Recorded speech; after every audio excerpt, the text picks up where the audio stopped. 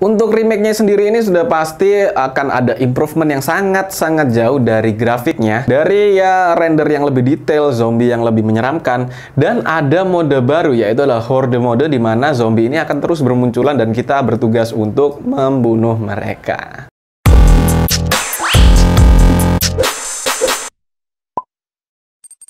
Hai, welcome back to One IT Solution. Bersama saya Bayu, dan di kesempatan kali ini kita kembali di konten Hashtag Membahas Teknologi. Dimana di konten ini seperti biasa kita membahas seputar apa yang baru di dunia hardware, software, ataupun game atau apapun. Itu yang penting seputar teknologi. Dan gimana nih teman-teman puasanya? Apakah lancar? Apakah bolong-bolong? Atau mungkin ada yang tidak puasa? Ya, semoga berkah buat kita semua ya, bagi yang berpuasa, yang melaksanakan. Dan kita langsung masuk aja ya ke berita yang pertama, karena ini hangat banget nih, datangnya dari game jadul yang mungkin dulu itu sempat populer banget, termasuk saya, karena saya sangat menyukai gamenya dulu. Itu adalah game The House of the Dead. Jadi di game The House of the Dead itu, kalau teman-teman ada yang belum tahu nih ya, itu adalah game awalnya itu rame di arcade. Itu adalah tentang menembak-nembak zombie, ibarat kata seperti Time Crisis. Ya nggak mungkin lah ya nggak tahu ya, itu game ada di time zone nih zaman dulu. Nah, yang pertama itu mungkin karena populer juga, banyak penggemarnya, hingga akhirnya akan dirilis versi remake-nya.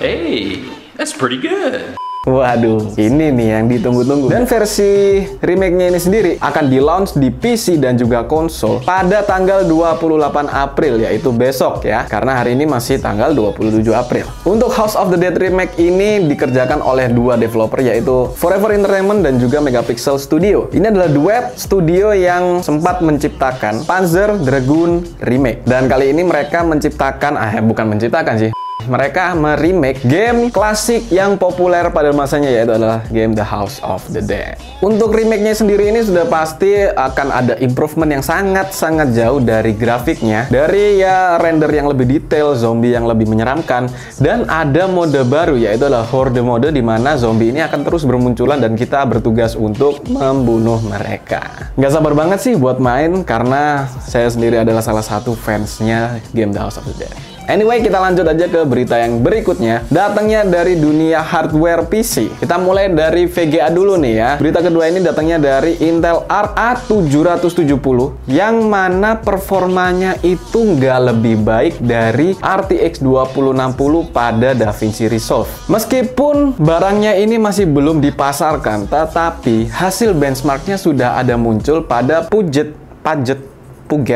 ya itu ya, Puget Bench, dengan skor yang sangat ringan atau sangat kecil, yaitu ada di 45 poin. GPU Alchemist kelas atas yang akan hadir dengan 32 cores dan juga memori GDDR6 16GB di bus 256 bit, diharapkan itu dapat bersaing dengan RTX 3060 Ti ataupun 3070 pada ya at least pada bidang game lah ya. Namun ternyata setelah keluarnya hasil benchmark ini sendiri, ini menjadi tolak ukur yang cukup jauh karena masih di bawah RTX 2060 dan juga RX 5700 XT. Untuk RTX 2060 ini sendiri itu mencetak di angka 57 poin, sementara pada RX 5700 XT itu dapat mencetak 52 poin dalam hasil benchmark DaVinci Resolve Studio. Dari sini sudah terlihat bahwa tolak ukur dari performa Intel Arc A770 ini sendiri masih cukup jauh ya untuk dibandingkan dengan 3060 atau 3070. Bahkan ini masih di DaVinci Resolve, belum di gamenya. Sehingga orang-orang berspekulasi bahwa memang Intel ini sendiri masih belum memumpuni jika ingin bersaing dengan VGA tersebut. Memang nggak mengherankan juga sih ya, karena ini adalah ibarat kata generasi pertamanya Intel dalam dunia GPU, yang mana pastinya mereka akan membutuhkan banyak sekali improvement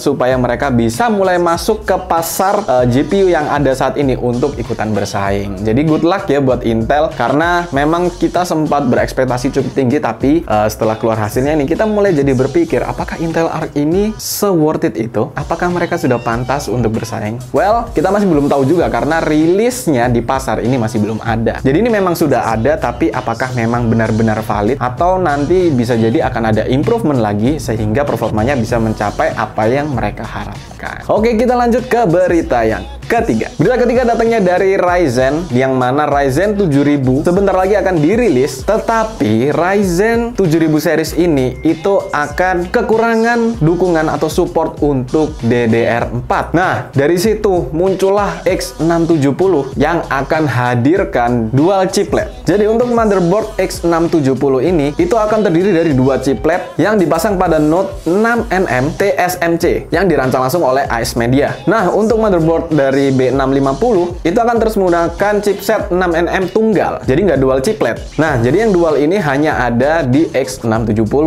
untuk saat ini ya. AMD sendiri memang menjanjikan performa PCIe Gen 5 pada Ryzen 7000 series. Nah, yang jadi pertanyaan itu adalah gimana nasib para konsumen dari Zen 4 yang benar-benar akan terbatas untuk Gen 4-nya. Chipset B650 dilaporkan akan hadir dengan 8 jalur PCIe Gen 4. Ya, meskipun untuk Gen 5 mungkin akan tersedia di chip yang tertentu. Nah, untuk platform atau motherboard dari X670 kelas atas akan memasangkan dua chip B650 dengan total 16 jalur PCIe Gen 4 ataupun Gen 5, ditambah 8 atau 16 lainnya dari CPU. Nah, sekarang yang menjadi pertanyaan atau yang menjadi masalah adalah memori DDR5 yang sekarang ini ada di pasaran itu harganya 2 hingga 3 kali lipat lebih mahal daripada DDR4. Kita ambil misal contoh ya, pada DDR5 32GB 6000 MHz itu ada di range harga sekitaran $350. Sedangkan dengan DDR4 16GB 3200 MHz itu hanya ada di angka $100. Cukup jauh kan ya, di situ sudah kelihatan 3 kali lipat lebih mahal daripada yang DDR4 dengan kapasitas 16GB, hanya beda di megahertznya saja yang mana 6000 dengan 3200. Di sini ada kutipan dari Tom Hardware yang mana dia mengatakan bahwa baik X670 maupun B650 tidak akan hadir dengan dukungan memori DDR4, tetapi ada kemungkinan bahwa chipset A620 yang low end mungkin mengintegrasikan dukungan untuk standar memori yang lebih tua, tapi itu juga sangat tidak mungkin melihat dari keluarganya seri ini, generasi ini, itu semua sudah tidak support dengan DDR4. Nah, jadi memang berita ini juga, ini sebenarnya masih prediksi juga sih ya, nggak semuanya ini benar-benar paten. Tapi apakah benar-benar nanti Ryzen 7000 series ini benar-benar nggak support dengan generasi 4 sehingga semuanya harus upgrade ke generasi 5, tetapi pada generasi 5 itu sendiri, aduh, RAM-nya juga masih tinggi harganya dibandingkan dengan yang DDR4. Di sini mungkin akan menjadi sebuah permasalahan terbaru ya bagi pihak AMD, di mana kemungkinan mungkin peminatnya sedikit berkurang atau enggak terlalu banyak karena harganya yang cukup jauh di memorinya atau RAM-nya. Ya mungkin siapa tahu nanti di masa depan harga RAM ini akan turun dengan teknologi-teknologi yang lebih ringkas, lebih bisa ekonomis, sehingga dengan seiring berjalannya waktu, generasi 5 ini akan akhirnya 100% digunakan dan mulai meninggalkan generasi yang keempat. Sama seperti yang dulu ketika perubahan generasi ini memang membutuhkan waktu yang tidak bisa langsung instan blar. Kaget. Dah jadi gitu, nggak bisa. Pasti akan ada step by stepnya, dan ya kita tunggu aja karena perilisannya dari Ryzen 7000 series ini juga sudah menghitung hari, menghitung waktu aja pada tahun ini. Semoga nanti tidak terlalu mengecewakan karena untuk performa sepertinya nggak usah diragukan lagi ya, Ryzen 7000 series ini harusnya sudah sangat-sangat wow. Oke? Anyway, itu adalah berita terakhir yang akan menutup konten Hashtag kita kali ini. Terima kasih untuk teman-teman yang sudah menonton video ini hingga akhir. Jangan lupa untuk klik tombol subscribe dan bunyikan loncengnya supaya kalian gak ketinggalan video-video terbaru dari kami. Dan jika kalian berminat untuk membeli spare part komputer atau langsung ngerakit PC, kalian bisa langsung kunjungi link yang ada di kolom deskripsi di bawah ini. Sekali lagi terima kasih, mohon maaf bila saya ada salah kata. Saya Bayu pamit undur diri and peace out.